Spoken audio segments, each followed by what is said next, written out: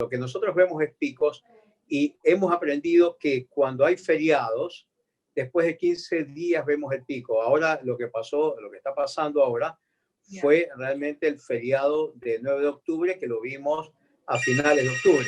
Y después también es posible que tengamos otro pico con el feriado de noviembre.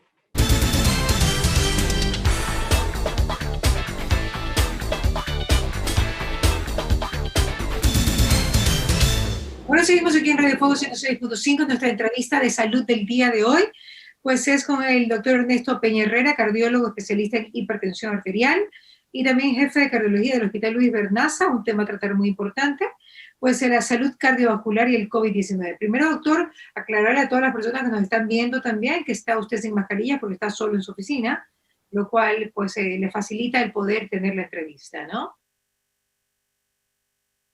Hola, Doc. Sí, la verdad que sí, estoy acá en el hospital. Hola, sí, estoy acá en el hospital. Mariela, qué gusto hablar nuevamente en el programa. Y bueno, pues para ver de qué manera podemos un poco dilucidar todas las dudas que hay sobre esta enfermedad, sobre la parte cardiovascular y sobre la salud en general en esta pandemia que termina el año y no terminan las preocupaciones para la gente, ¿no? No termina. Doctor, dígame una cosa, si podemos ponerlo en números, pues, estadísticas reales todavía no hay, me imagino que en algún momento habrá, por obvias razones, pero ¿cuántas vidas cobró el COVID de personas que trabajan alrededor de la salud? Hace 2 meses se hizo un homenaje para 130 que habían fallecido en la Plaza del Centenario. O sea, el Colegio de Médicos, el Colegio de Médicos puso una placa para 132 médicos aproximadamente.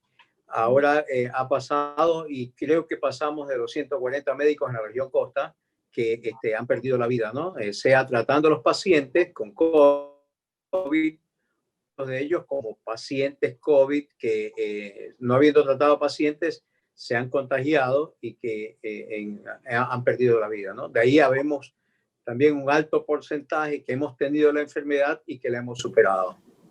Hay un caso que usted me comentaba, que es el del doctor Urel, que era compañero de trabajo suyo en el Luis Bernaza, un hombre maravilloso, que fue el único doctor, el único médico que murió en el Bernaza con COVID. Y usted me contaba algo que me llamó mucho la atención. ¿Nos puede compartir esta experiencia de lo que supuestamente pasó? Sí. El doctor Urel y varios médicos fallecieron. El primer médico que falleció fue el doctor Nino Casanello, que es una de las glorias de la medicina interna de Guayaquil y del país. Bueno, con el doctor Urel pasó algo muy importante, que el doctor Urel estaba preocupado de que todos los pacientes tuvieran la mejor atención y que las cosas intenten no faltar. Él, como subdirector técnico del hospital, estaba preocupado, iba a sitios realmente altamente contaminados del hospital, porque el hospital, en forma acertada, se dividió en áreas COVID y áreas no COVID. El doctor Urel visitaba habitualmente el área COVID hasta cuando él cayó enfermo y justo en su lecho, en camas de terapia intensiva, me cuenta la gente que estuvo cerca de él, se preocupaba de que a él no le falte, de que a los pacientes no le falten oxígeno, que no le falte la medicación. Y en algún momento, creo que un acto heroico, se dio sus atenciones hacia las personas que estaban alrededor de él y que estaban con signos de la enfermedad, ¿no? O sea, así como el doctor Urey, que fue un portaestandarte de lo que es los servicios del Hospital Bernaza, de la Junta de Beneficencia, el doctor Nino Casanello, ha fallecido también Pepe Yulín, fallecieron una serie de médicos acá en el hospital y bueno, la mayor parte de ellos también siguen tratando y no se han infectado, y los que se infectaron se curaron y se pusieron de nuevo en primera línea a atender pacientes con COVID, ¿no? O sea, el Hospital Bernaza y la Junta en general y todos los sitios donde se atienden pacientes cardiovasculares siguen atendiendo a pacientes con mayor experiencia ahora. La gente, es bueno que conozca que se mueren menos pacientes, que los hospitales están llenos de pacientes COVID, están abarrotados de pacientes. Hay pocas camas, pero sin embargo la mortalidad es menor porque se trata de manera diferente a los pacientes, porque los pacientes acuden un poco más temprano y porque obviamente ya los protocolos se siguen, son protocolos mundiales. Cuando digo que se murió mucha gente acá en Guayaquil, se moría mucha gente en España, se moría mucha gente en Italia, y a medida que los italianos fueron haciendo autopsia a sus pacientes, se pudo conocer bien la causa de la mortalidad y se comenzó a cambiar la forma de tratamiento. Se dieron más corticoides tempranos a los pacientes de alto riesgo y se hicieron los protocolos para poner anticoagulantes a los pacientes que necesitaban. De allí hubo un cambio dramático en la mortalidad, digamos dramático, un paciente que se muere para nosotros es dramático. Sin embargo, lo que se vivió en marzo, abril, en la costa ecuatoriana fue algo realmente deprimente y que espero que alguna de las plumas que hay en Guayaquil algún día escriban libros sobre lo que ha pasado en la ciudad, ¿no? Claro que sí. Doctor, la segunda ola no llegó como se esperaba, o sea, se esperaba mucho más dramática. No digo que no nos tenemos que cuidar, ojo. Estoy diciendo que tenemos que ser, pues, realistas en lo que está pasando. Una segunda ola, como tal vez hubo en España, que tampoco fue tan dramática como en marzo y abril, tampoco ha llegado al mundo, como fue con la gripe española en su época, que una segunda ola vino y devastó y fue peor que la primera ola. Eso no es algo que hemos visto ahora con el COVID. Sí, es verdad. Nosotros lo que vemos son picos. No vemos el brote como pasó en febrero, en marzo, abril y mayo, verdaderos brotes de la enfermedad. Lo que nosotros vemos es picos y hemos aprendido que cuando hay feriados, después de 15 días vemos el pico. Ahora lo que está pasando ahora fue realmente el feriado de 9 de octubre, que lo vimos a finales de octubre. Y después también es posible que tengamos otro pico con el feriado de noviembre. Esperemos que la gente haya tomado los recaudos necesarios. Claro. A mí, por ejemplo, tranquilidad ver que en la ciudad, cuando uno sale, hay mucha gente, el 90% que anda con su mascarilla bien puesta. Hay sitios donde uno va y hay familias que están sin mascarilla, pero todo el mundo los queda viendo como si fuera realmente como si estuvieran cometiendo una infracción y lo están haciendo, digamos. Pero en Guayaquil yo creo que se ha tomado conciencia, la gente hace sus mascarillas, se pone sus mascarillas, toda la gente intenta tener distancia social. Acá en el hospital estamos siempre en emergencias y lo que se hace es que las personas que no tienen que venir al hospital, que no vengan si no tienen una justificación. Los permisos para atender familiares a los pacientes se han suspendido, a no ser que haya una imperiosa necesidad de que alguien esté como corresponde, ¿no? Estamos en una verdadera pandemia. Una persona que esté infectada, así sea asintomático, puede infectar a 15 personas más. Claro. ¿Sí? Entonces, cuando yo veo pacientes en la consulta y usted tuvo COVID, adiós, gracias, no dicen. Pero se hizo exámenes. No, no me he hecho exámenes. Entonces, nadie sabe si ha tenido, si no se ha hecho exámenes. Claro. Para ser tenido. Y lo que es peor, esta enfermedad sigue siendo como al principio, en febrero, marzo, nos decía Washington alemán, 80% de la gente asintomática, 15% de gente con pocos síntomas, un poquito de fiebre, algo de malestar durante una semana y el 5% se va a internar.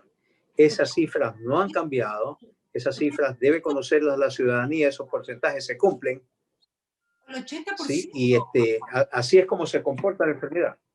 ¿Cómo? Perdóneme, doctor, 80% sintomática. ¿Tanto? Yo no me acuerdo haber escuchado ese número. Asintomáticos. Por eso le digo. 80% de la población asintomática. Wow. Claro, esas son las estadísticas del mundo. 80% de la gente, puede ser que yo tenga la enfermedad y nunca me enteré que tuve. Claro. Pero en ese momento yo he contagiado a alguna gente. El 15% de la gente tuve, como yo, una tos suave, un dolor de garganta un día, y después el 5% de las personas sí tienen malestares que obligan a que la gente se interne, digamos, falta de oxígeno, fiebre prolongada, falta de aire. Por eso es que la mortalidad está entre 4 y 5% a nivel mundial. ¿Ya se sabe a qué se debe esto? sí, a la carga del virus, Sí, o hay cepas más benignas que las otras? sí, claro.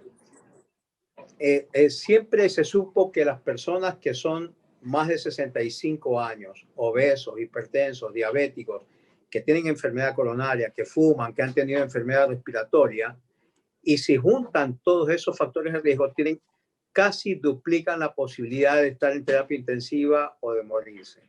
Eso se supo siempre. Y eso es lo que se ha cumplido. De allí uno dice, ah, sí, pero mi primo tiene 40 años y se murió. Y eso depende también de la carga viral de los pacientes y del estado inmunológico. Si la gente está inmunodeprimida por alguna enfermedad previa que ha tenido, es posible que la carga viral junto con la inmunodepresión hacen que el paciente esté más susceptible a un mecanismo infeccioso agudo. Sobre todo afecta la parte pulmonar, pero no deja de afectar la parte respiratoria. Ayer han salido dos artículos que son bastante interesantes, que los pacientes añosos tienen cuadros de delirio, de confusión mental, y estamos aprendiendo todos. Hay personas que solamente presentan tipos de malestares en la piel, como si tuvieran tipo sarampionoso, y esas personas en estos momentos uno tiene que hacerles test de COVID, de coronavirus. Cualquier fiebre, una persona primero en el tema de coronavirus, descartar. Si no lo tiene, bueno, ya su médico le dirá qué es lo que tiene. Pero cualquier manifestación cardiorrespiratoria, de piel, uno tiene que pensar si el paciente no tiene coronavirus. Hay pacientes ancianos en los cuales simplemente el decaimiento o la depresión hacen que tengan síntomas y uno tiene que buscarse que la primera causa de enfermedad en estos momentos no son los virus. De otra manera, mire que nosotros vemos en la consulta pacientes que son hipertensos o que tienen enfermedades cardiovasculares que su principal manifestación es la ansiedad y depresión. El encierro, el ver familiares que han fallecido, hacen que los pacientes estén más con llanto fácil, con un futuro incierto, crea inseguridad en la familia, las medidas económicas tomadas hacen que se sienta con total inseguridad en cuanto a su futuro, ¿sí? Entonces, esto de acá, los médicos podemos ayudarlos con consejos, con medicación y todo, pero hemos aprendido también a aconsejar a nuestros pacientes a cómo respirar. Hemos tenido que ver videos de cómo se respira. ¿Por qué?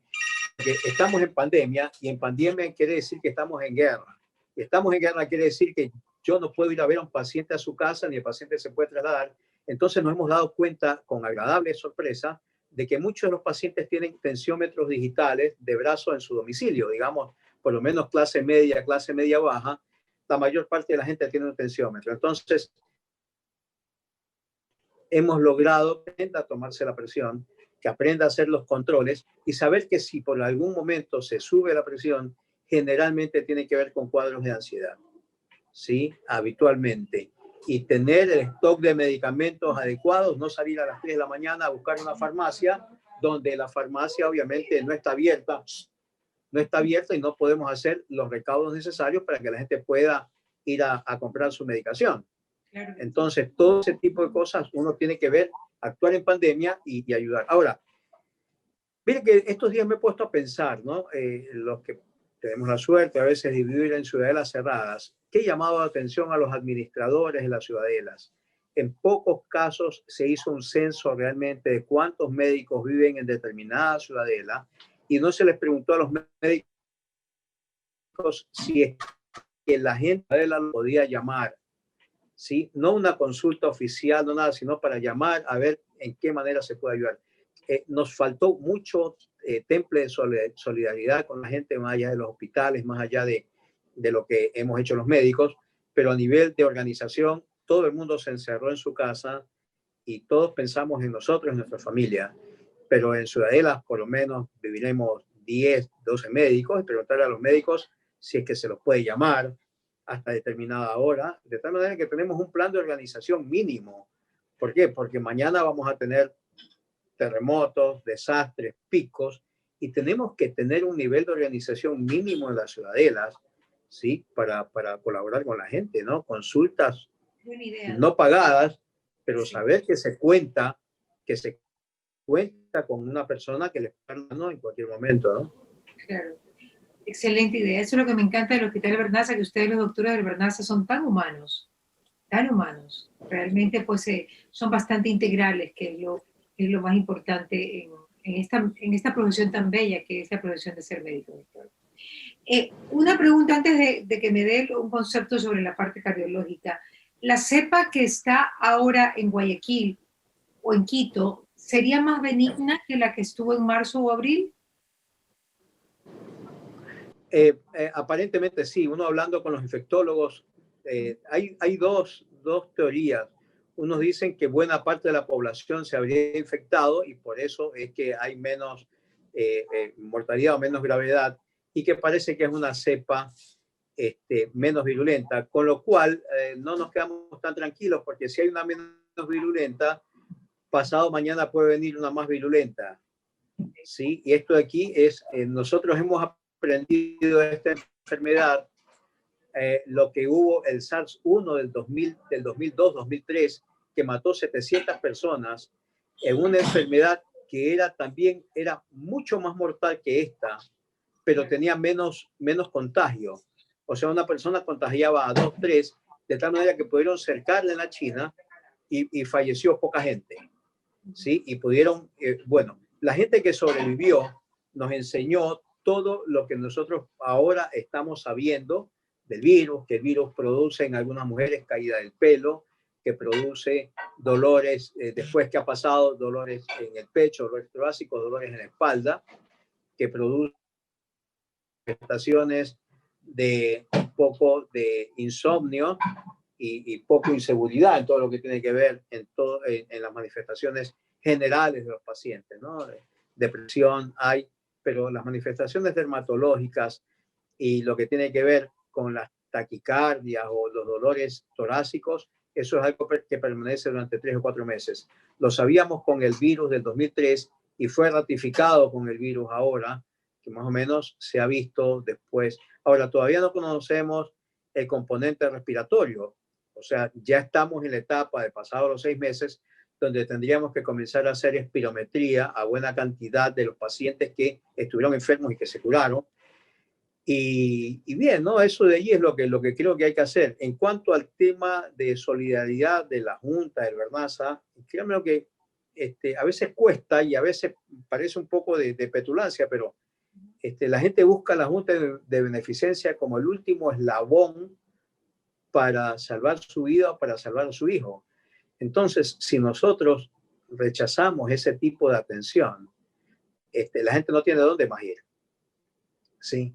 Y nosotros acá, el paciente privado, el público, lo ve el mismo médico, el mismo hilo de sutura, el mismo quirófano, las mismas enfermeras, de tal manera que acá no hay distinción entre el hombre que tiene y el que no tiene.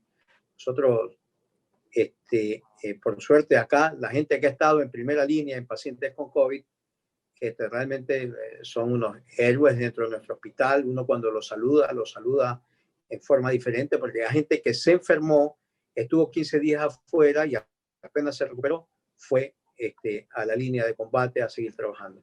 Con esto de aquí no quiero decir solamente una junta de beneficencia, sino toda la gente que ha trabajado en hospitales públicos como Monte Sinaí, como Hospital de Guasmo, Los Ceibos, Teodoro Maldonado, Hospital Guayaquil, y las clínicas privadas también, Omni, Guayaquil, todas las clínicas que han estado, la clínica del Cibar, el Hospital del Cibar, la Kennedy Alborada y Kennedy Policentro, han hecho un trabajo extraordinario los médicos, ante lo cual seguramente hemos multiplicado por 2 la mortalidad de la gente, ¿no? Doctor, en honor al tiempo, porque ya lamentablemente nos quedan pocos minutos, usted también tiene que ir a su consulta, ya me lo advirtió.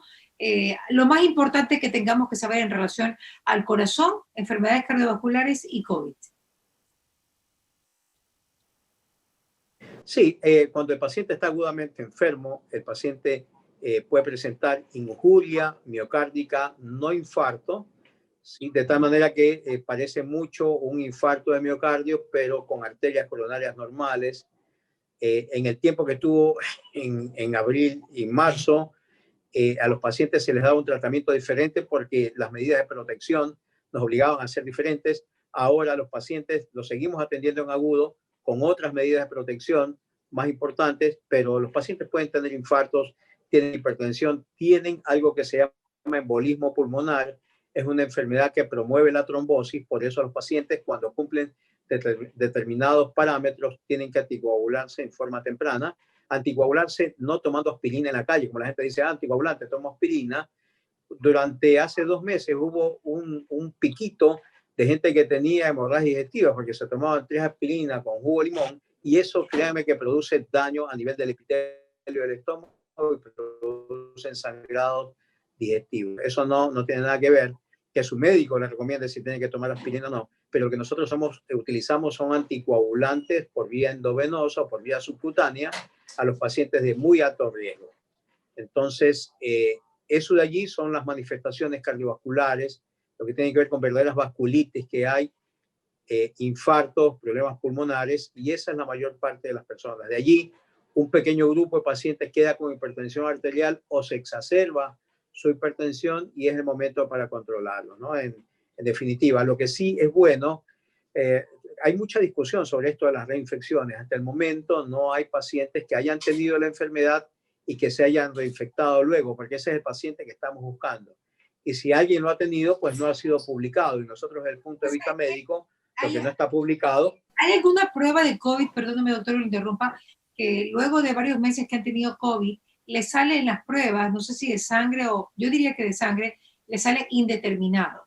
Y cuando se escucha eso, pues obviamente las personas no saben si ha vuelto a tener pues el COVID porque viene acompañado de un poquito de fiebre y un poquito de malestar. Entonces, mucha gente con la que yo he hablado, que me ha dicho, pregúntale a los doctores, pues porque yo soy la voz de la ciudadanía para ustedes. Entonces, se enfermaron en abril o en marzo, yo qué sé, y ahorita les sale en las pruebas de sangre indeterminado. Sí, a ver, lo que sube habitualmente, el número 1 es número que es por encima de eso. La mayor parte de los laboratorios muestran, hay 2 inmunoglobulinas, la IgM que sube rápido en la etapa aguda y baja inmediatamente, y sube después la inmunoglobulina G que le habla de cronicidad de la enfermedad que el paciente tuvo y que tiene defensas. Ahora, es probable que la inmunoglobulina G quede elevada durante cierto tiempo, durante mucho tiempo, o puede ser que suba y después caiga y sea no determinada. Eso no quiere decir que el paciente ha perdido su inmunidad, que está proclive, porque queda una memoria inmunológica a través del cual, de COVID, a través del cual, claro, a través del cual si el virus quiere entrar, aparece en la memoria inmunológica y no permite que la persona se infecte. ¿Qué pasó? Cuando comenzó la enfermedad en Corea, hubo un grupo de gente que tuvo la enfermedad, que se curó de la enfermedad, y de ahí se tomó una muestra de esas personas y algunos de ellos les hicieron hisopados y salió positivo. Entonces se creó la alarma si es que no había reinfecciones. Cuando vieron en microscopio, eran partículas de virus muerto, lo que había, y no había la enfermedad. Ahora, la mayor parte de las gripes que hemos tenido habitualmente toda la vida han sido por coronavirus. Hemos tenido gripes por influenza, por coronavirus, y cuando la gente tiene algún tipo de malestar y tiene por coronavirus, no quiere decir que la misma cepa ni la misma enfermedad. Así que es probable que nosotros tengamos alguna gripe por coronavirus, pero eso no quiere decir que tengamos una neumonía grave por coronavirus. Ok, ya para finalizar, rapidito, doctor, cuénteme, ¿está entusiasmado con el tema de que ya se vienen las vacunas? Supuestamente el 10 de diciembre, creo que es Moderna, que ya lanza su vacuna el 10 de diciembre. Sí, estamos todos entusiasmados. Está la vacuna china, rusa, la de Pfizer, la de Oxford. La mayor parte de ellas hay que aplicarse 2 veces, o sea, una ahora y otra antes de que termine el mes, por vía intramuscular todas. Vamos a ver qué inmunidad nos da durante qué tiempo, o sea, es que hay que vacunarse todos los años, y obviamente los grupos que se van como en el mundo, van a ser los grupos vulnerables, los médicos que están atendiendo pacientes con COVID, de allí los pacientes ancianos que son diabéticos, hipertensos, los grupos vulnerables que se llaman. Y al último, seguramente nos vamos a vacunar los pacientes que hemos tenido la enfermedad y que estamos todavía sanos y que vamos a tener que esperar hasta el último para vacunarnos. De todas maneras, hay una lista siempre que en todos los países se hacen y siempre es la gente más vulnerable la que tienen prioridad para vacunarse. Y tengo entendido que Ecuador llega... Sí, esperamos, estamos ansiosos por eso. Claro, en enero a Ecuador llega creo que la de AstraZeneca. Si no tengo mal el dato, creo que sí. Así que pues esas son las noticias de última hora. Doctor, con esto pues me despido, qué pena porque me quedó corto el tiempo, pero ya es la 1:58, por lo tanto que no podemos seguir avanzando. Solo una cosita chiquitita. ¿Usted no le tiene miedo a los efectos secundarios de la vacuna a largo plazo, por ejemplo a 1 año? O sea, ¿no le tiene miedo a eso? A ver, es una enfermedad nueva. Esto aquí es una guerra. Cuando nosotros estábamos en marzo y abril, éramos muy cuestionados por las medicaciones que utilizábamos, hidroxicloroquina, citromicina, hasta que uno lee y después se demostraron que poco servían durante la etapa aguda de la enfermedad. Sin embargo, uno lee las disposiciones de la Organización Mundial de la Salud, que cuando uno está en guerra o en pandemia, tiene que utilizar cosas lógicas, así no estén autorizadas, ¿sí? Uno tiene la libertad y por eso estamos todavía en una guerra y nos ofrecen una vacuna. Si vamos a tener miedo, sí, seguramente vamos a tener precauciones, por eso estamos leyendo permanentemente cosas que nosotros no hacemos de las vacunas, digamos, y tenemos que ir leyendo. Ahora, es una vacuna que se la ha hecho en tiempo récord. Acuérdese usted que cuando nosotros tenemos polio, cuando tenemos todo ese tipo de virus, las vacunas aparecieron después de 10, 15 años de la enfermedad. Esto aquí ha sido un récord por la pandemia, porque es una endemia que hay, y entonces vale la pena utilizar la medicación. Si después va a traer efectos colaterales o no, sé que tuvo un efecto colateral, una mielitis transversa severa en un paciente que la estaba utilizando. Bien, después en otro paciente produjo encefalitis. Lo que pasa es que hay vacuna y el grupo control. La encefalitis fue por el grupo control, o sea, un paciente que no estaba recibiendo vacuna y que tuvo un efecto colateral de placebo que se estaba haciendo. En otras palabras, es peor si no nos vacunáramos, la población está expuesta y tenemos que salir todos otra vez a abrazarnos, a ver a nuestros pacientes como tenemos que verlos, asistir a los domicilios, por lo cual estamos ahora limitados, a abrazar a los amigos, a las novias, a las esposas como corresponde. Algún día se escribirá todo lo que tiene que ver con este tipo de cosas de la pandemia, todo lo que causó. Y a mí me parece que esto es similar a la etapa de la migración cuando fue en 1999, 2000. Cuando uno vea la separación, alguien tiene que sensibilizarse y escribir lo que ha pasado este año, ¿no?